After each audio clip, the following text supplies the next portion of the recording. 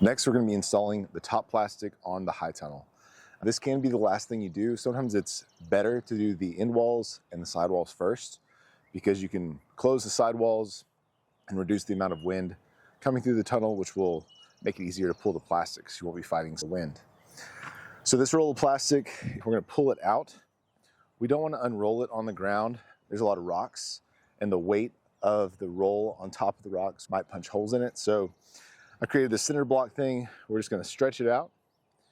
It's folded up to open up and drape over the top of the tunnel.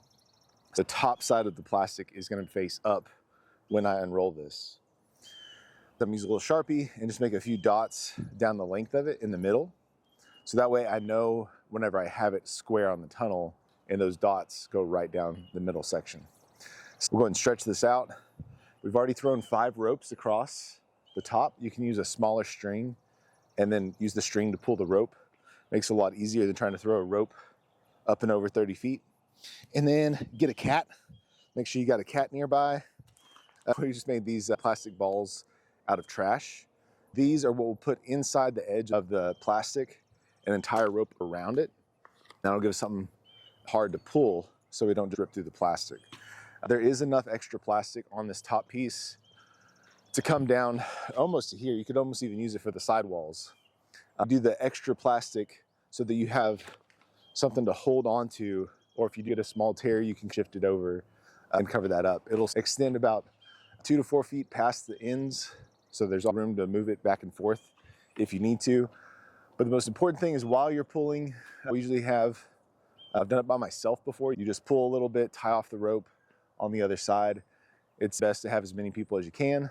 We might have one person on this side unfolding it as it is pulled over, another person on that side pulling on the ropes, and another person on the inside looking for the plastic to snag. You want to catch anything, if it grabs one of these bolts, you have a broom where you can lift it up and over. So that'll be an important 3-person step. We just have 2 people today, me and my son, and we'll be able to stretch this thing pretty quick. So we'll time ourselves to see how long it takes. Once we have the plastic up and over the tunnel, we're going to set a wiggle wire on this peak. We'll go down to the other side and then pull all that slack out. It helps if you have a couple people who can pull from the bottom corners as you pull on the top. And then you can set that wiggle wire. And then on a 96-foot tunnel, I would come back to this side and do the same thing. And you'll be surprised that when you take that out, you'll be able to get more slack out of it. So in the wintertime, you want it as tight as possible. In the summertime, you might leave a little bit of slack in it. And when I say slack, it would be the equivalent of like when you release it, you kind of give it 1 or 2 inches of play, and that's it. You don't want it flapping in the summertime. You can always adjust it if that does need to be the case. I always leave about a foot extra coming down to your roll-up side on all sides in case you do need to reset the plastic. You've got room to work with. Once we have those 2 sides tight along the peak, we'll pull downwards across this bow and that way, and then set the corners. And then we'll do the same thing on that side, set the corners, and then we'll pull the slack out towards the end wall and set the top of the bows. And then we can start working our way down the sides. It's nice to work with somebody on the opposite side of you so that as you work, you're able to pull against one another. If this end wall is set, you're pulling it this way and down. And you want to see a slight cave between the bows, and that's how you know you got some tension on it. It's a little on the chillier side, so maybe 65 today, so it's not super cold. By the time we get the plastic on and the sun hits it, it's going to really warm up pretty quick, so we'll be able to pull it on the tighter side today. So Rowan, why don't you hop over here and grab this corner, and we're going to unroll it. We're just going to go slow and steady, okay? So we just used a spare top rail. So doing it this way is helping us keep from damaging the plastic. We are kind of sliding it on the ground, but there's not too much weight on it. And as we're walking, I'm making sure there's not like a piece of sharp rock pointing towards the plastic or anything. All right, so now we got the plastic stretched out. we're going to use our marker and mark down our midline. Just going to take these out, and then accordion style. But there's the top is what's facing upwards. So we're just going to mark this down the middle in a few spots. And as I'm pulling from the top, I'll be able to look and see kind of how things are looking and whether I got it square on the tunnel frame. All right, so this is the middle of our plastic. We're gonna pull this side up and over the tunnel. So this is our top. And I'm just gonna put a little line here, maybe every 20 feet or so.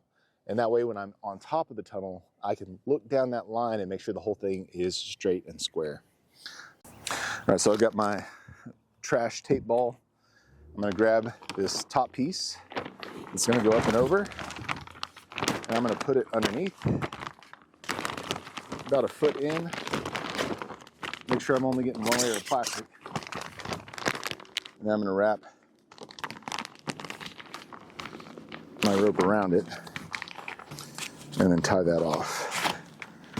All right, and I'll continue this down. We're gonna do 5 ropes down the length of the tunnel. Now it's time to pull the top plastic. So our ropes are up and over and connected to our plastic via our little tape balls. And I'm gonna work on pulling this whole side by myself. It's important that we do it on a windless day, nothing more than probably 5 miles an hour, or you run the risk of damaging the plastic. If you do that, depending on how bad it is, you might have to restart. I'm gonna pull this a little ways, maybe a quarter ways up the bow, and then I'm gonna go behind my ropes here, grab it, and then I just tie it off like that. Make a little loop, reach through, and grab it, make a loop, reach through the loop, and then pull it again. That way it holds it while I can move down to the next rope. I'm going behind my ropes, grabbing it, make a loop, reach through the loop, grab the tail again, and then pull it. And that'll hold it tight. All right, Rowan, I'm gonna start pulling it. Make sure it's not catching on anything on the sides, and make sure you're unfolding it as we go, okay? Keep the tension on it. I'm gonna move down to the next rope now, and I'll keep working my way back and forth. All right, so I'm gonna keep going down each rope.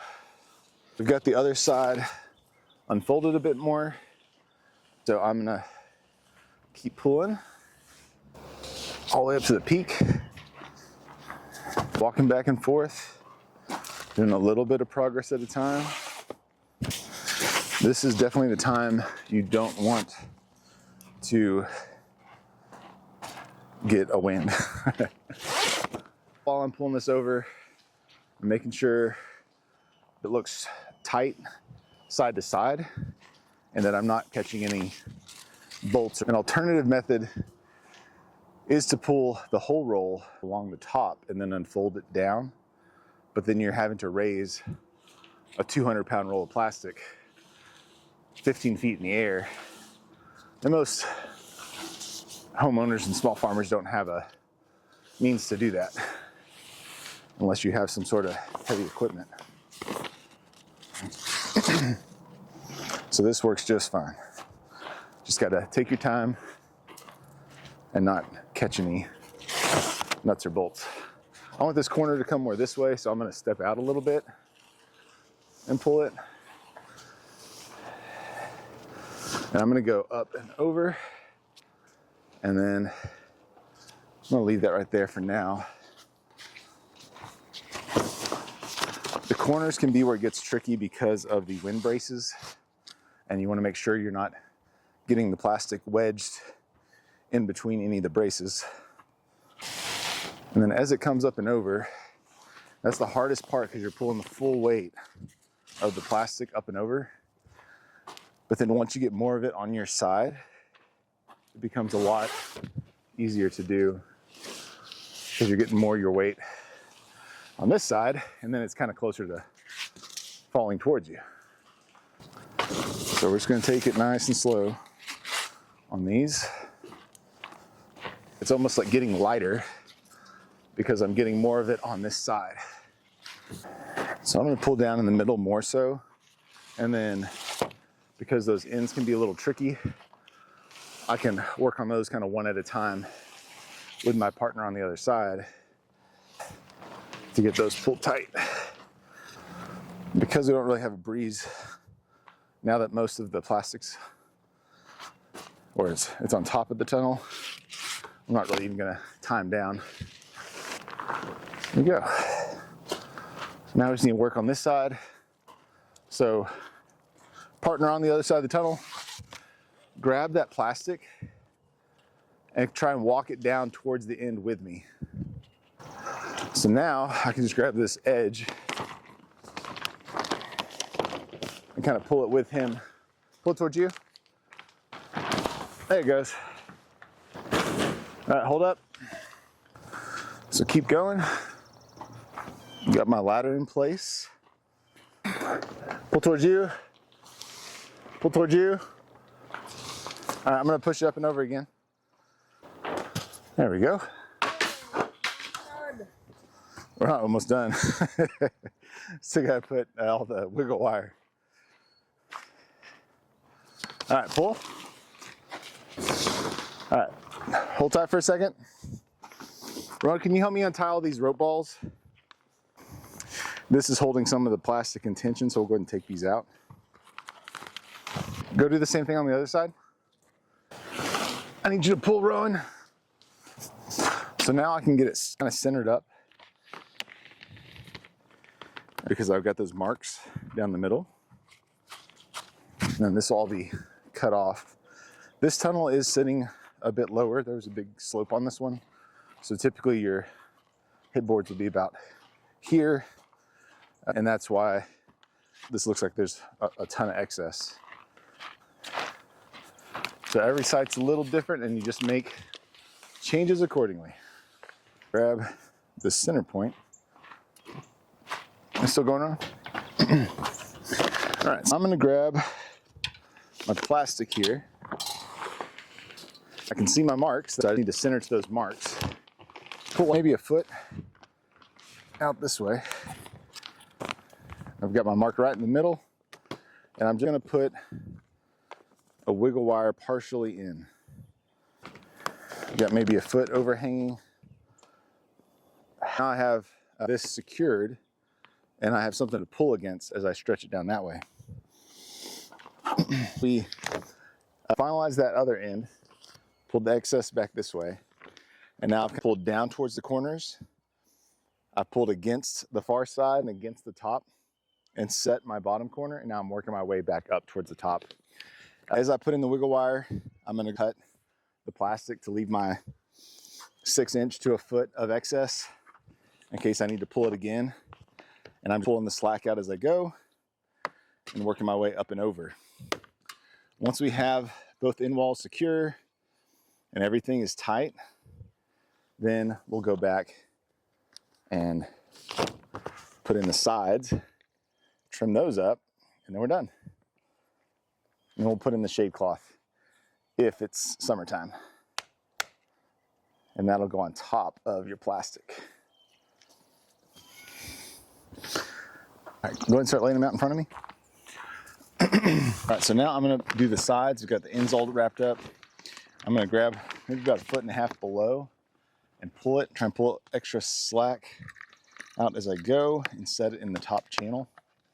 I wanna kind of like see it when I pull, that it kind of dips down around the bow so that I know that the bow is putting, it's got pressure against the bow. Weave it in between the screws of these splices. That's going to be tricky. I'm grabbing it low so I can cut it above where my handhold is. When you pull down on it, your knuckles will leave indentation. So I'm grabbing it low, pulling it, getting any slack out. We'll work our way down. Ideally, you have someone on the other side working the same speed as you, pulling against each other.